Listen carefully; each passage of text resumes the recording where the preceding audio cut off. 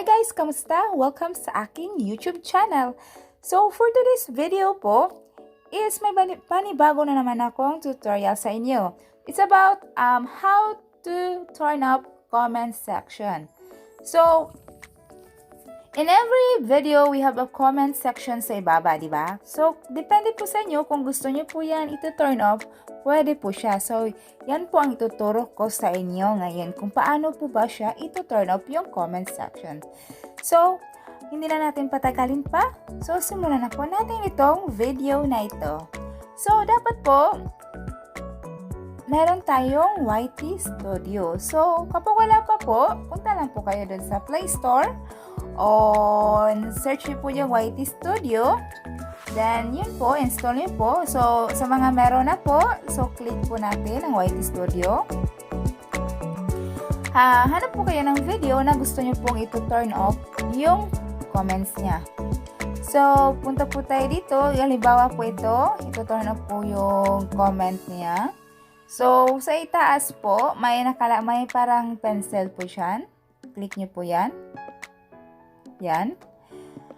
Okay. Dito po sa gilid may nakalagay na advanced setting. Pindutin po itong advanced setting.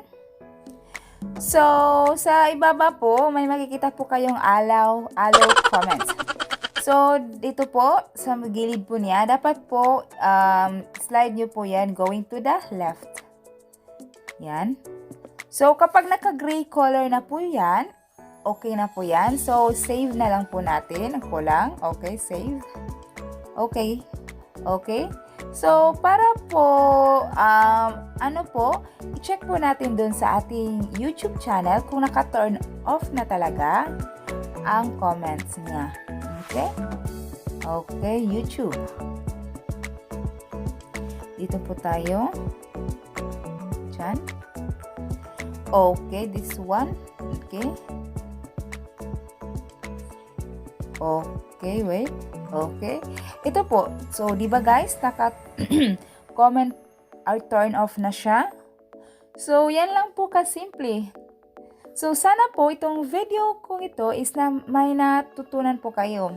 So, kapag may tanong pa kayo, punta lang po kayo sa ibaba sa comment box section at sasagutin ko yan. Kung nagustuhan niyo po itong video ko is wag naman i-click lang po yung like at yung subscribe po at yung notification bell sa gilid para ma-update po kayo sa mga bago kong ina-upload na video. Salamat po. Hanggang sa muli.